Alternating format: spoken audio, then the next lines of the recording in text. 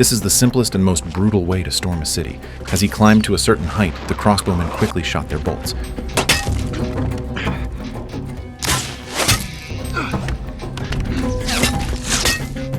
With the tacit cooperation of the soldiers below, Prince Dastan successfully climbed up the city wall and silently took out a patrolling guard. Since most of the defending troops were fighting at the main gate, this allowed a few of them to succeed easily.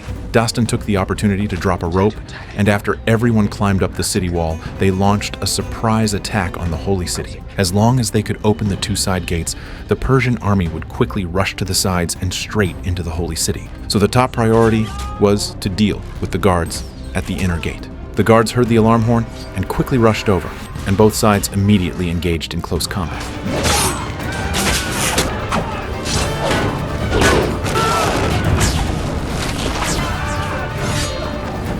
Dastan was seen leaping across rooftops, and in the blink of an eye, he broke into the tower controlling the city gate and easily dealt with two more guards. After a battle, the east gate of the city wall was successfully opened, and the soldiers waved torches, signaling Tus to attack. Without any hesitation, Tus immediately led his troops quickly towards the east gate. However, the defending troops inside the Holy City also began to gather quickly. To minimize the casualties of the soldiers, Dastan climbed to the top of the city wall, tied the rope to a wooden stake, then jumped with the rope, tied the other end of the rope to the counterweight of the gate, and cut the original rope above. The kerosene barrel at the top of the city wall was overturned by the huge inertia, and this firewall successfully bought time for the Persian army to attack the city.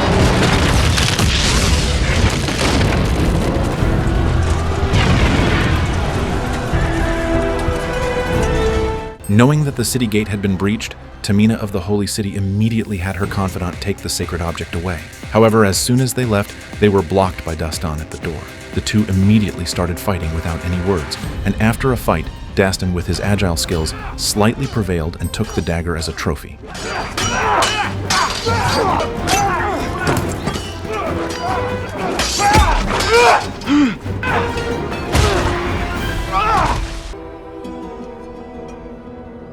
At this time, the Holy City had completely fallen. The Persian army had broken into the palace, and Tamina was captured. Seeing her outstanding beauty, Tus wanted to take Tamina as his concubine, but Tamina refused. It wasn't until Dastan walked in that Tamina saw the dagger at his waist and changed her mind, agreeing to Tus's request. The king heard that his son had led the army to capture the Holy City and rushed over without stopping, scolding Tus fiercely. The reason for occupying the Holy City with just a box of weapons was completely unconvincing to everyone. To prove himself, Tus vowed not to stand before the king again until he found evidence of the Holy City's betrayal. Before leaving, he gave Dastan a captured ceremonial robe as a gift to present to his father at the banquet. The king was overjoyed to see his youngest son and publicly praised Dastan's bravery in capturing the city gate, accepting the ceremonial robe he presented. However, soon after putting it on, the king began to burn all over and smoke. Although everyone rushed to rescue him, they could only watch helplessly as the king was poisoned to death. At this time, Dastan was speechless and unable to clear his name. So before the truth was clarified, he had to escape. And under the slight resistance of those who swore to die, he took Tamina and escaped from the banquet hall together. Dastan was thus accused of the crime of killing his father, the king. He cut the reins of all the horses and then took the opportunity to ride a war horse and escape from the Holy City. He didn't understand why Tus wanted to harm him, nor did he know why Tamina was so proactive towards him. Tamina pretended to approach Dastan, but her hand quietly reached for the dagger at her waist, only to be discovered by Dastan and angered. During the fight between the two, they touched the ruby on the dagger, and a magical scene happened. The dagger suddenly shone with golden light, and even his soul left his body, witnessing everything that had happened before his eyes. Even more incredibly, he returned to the moment when the two were intimate. Just as he was puzzled by this, Tamina swung her long sword again. Seeing that he was about to die, Dastan drew the dagger from his waist and pressed the gemstone button again, instantly returning to a minute ago. Dastan warned Tamina, "If you draw your sword again, I will chop off your hand." It turns out that this is not an ordinary dagger. As long as the sand of time is placed in the dagger, it can allow the holder to reverse time by 1 minute. Tamina's explanation made him completely enlightened, and this was also the real purpose of the Persian kingdom's occupation of the Holy City. It turned out that the king's death was all framed by Tus. Now Tus had usurped the throne, and the top priority was to return to the Holy City at the risk of being wanted and tell this news to Nizam. Tamina followed him all the way to steal the Dagger of Time. However, when the two passed through the territory of the horse bandits, Tamina pretended to faint on the ground and ambushed Dastan, who came to check on her, taking the opportunity to steal the Dagger of Time. Princess! Do you hear me? I can hear you.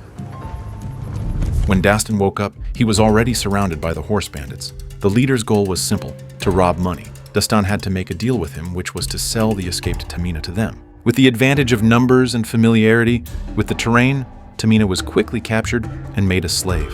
Dastan was not only released but also became an honored guest and was invited back to the tribe to watch the ostrich race. Seeing Tamina serving tea and water to the gamblers and being frequently harassed, Dastan quickly regained his psychological balance. Unexpectedly, while he was still gloating, the leader realized that he was the third prince who was wanted. Dastan felt that something was wrong and had to find the right time to escape immediately. Tamina saw this and cleverly opened the weapon door, escaping while everyone was in chaos. The two escaped back to the holy city and secretly met with Nizam. Dastan revealed the truth about his brother's murder of the king, hoping that Nizam could help him clear his name. Unexpectedly, he accidentally discovered Nizam's scalded hand. He hastily explained that it was because he was injured when he took off the poisoned robe for the king. Dastan realized that he was lying and was about to take the opportunity to slip away when the archers on the roof suddenly launched an attack. It turned out that Nizam had set an ambush long ago. Dastan dared not stay and rushed out the door, but there were many soldiers waiting in ambush at the door. After knocking down several soldiers, he quickly climbed onto the roof and, with his escaping skills, managed to escape.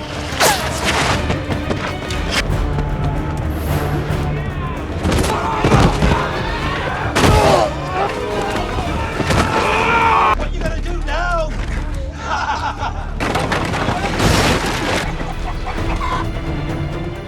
Nizam, in order to catch him as soon as possible, directly secretly found the assassination organization and ordered the killing of Dastan and the retrieval of the Dagger of Time. At the same time, Dastan hid in the desert. He had completely figured out the real killer of the king. Nizam was so eager to get the Dagger of Time because he wanted the Dagger of Time to go back to the time when he and the king were young. If he didn't save his brother in that accident, he could be the king for a lifetime. After hearing this, Tamina no longer hid the truth and decided to take Dastan to the Holy Land of the Sand of Time.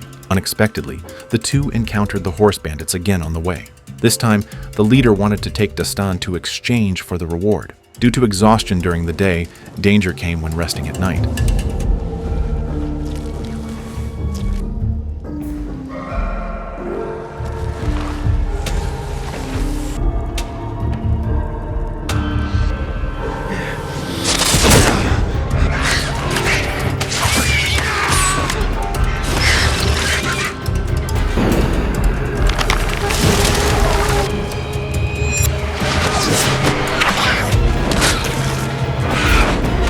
Instinct.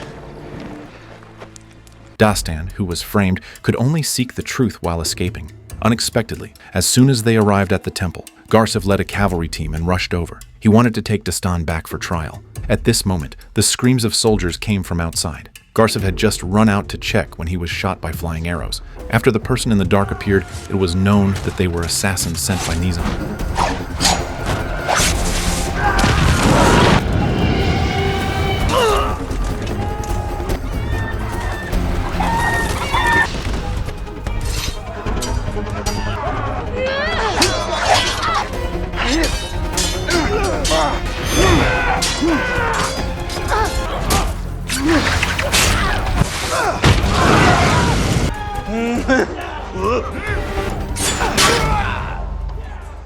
In the chaos, Tamina ran into the cave with the Dagger of Time. She wanted to return the Dagger of Time to the gods, but was ambushed by the assassin.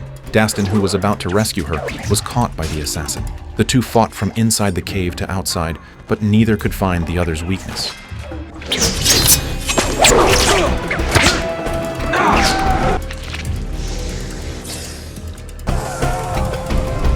The dying Garcev saw his brother in distress and used his last strength to ambush the assassin. At this time, the Dagger of Time had been taken away, and the leader of the assassination organization ordered a retreat.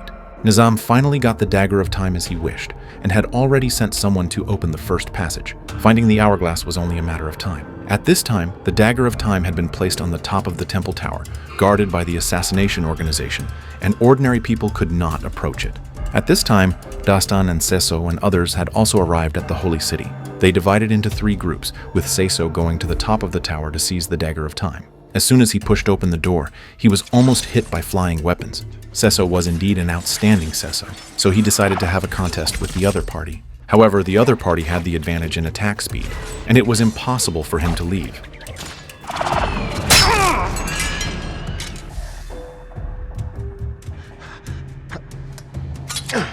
So he decided to exchange 1 for 1 with the other party. Although Seso successfully killed the other party, he was also hit by several hidden weapons. In the last moment of his life, he successfully threw the Dagger of Time out.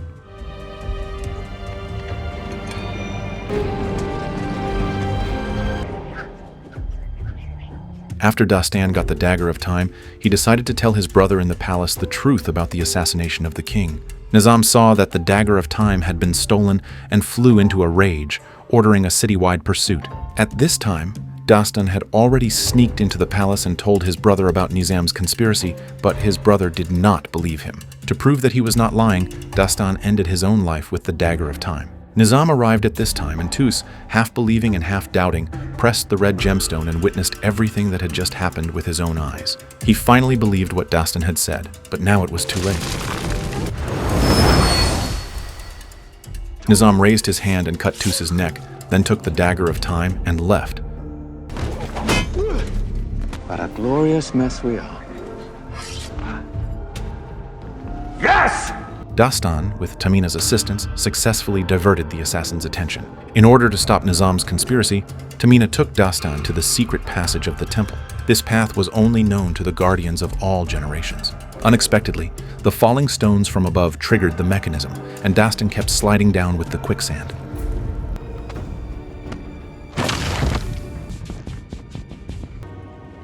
Nothing can touch the surface other than where I step.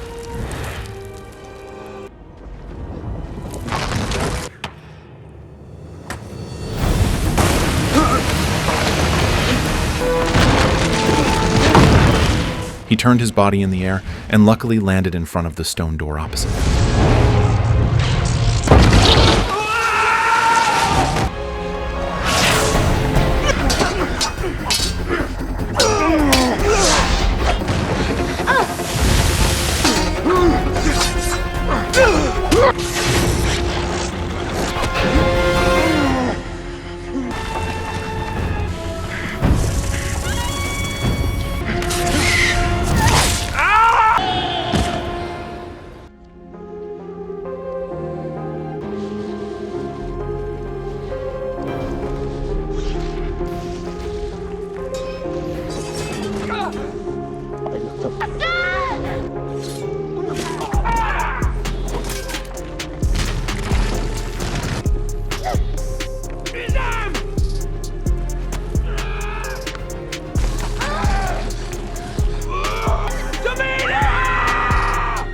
Just as Nizam inserted the Dagger of Time into the hourglass, Dastan arrived in time and pressed the red gemstone, causing the time-space traversal to happen to Dastan. The past scenes appeared before his eyes, and Dastan seized the opportunity, drew out the Dagger of Time, and traveled back to the day before the occupation of the Holy City, finally exposing Nizam's conspiracy in front of everyone. Seeing that the matter had been exposed, Nizam actually attacked Dastan ruthlessly. Fortunately, Tus intervened in time and ultimately prevented the tragedy from happening. For the long-term peace in the future, Tus proposed a marriage between the two countries, and this time the protagonist was Dastan. The two thus lived a life together.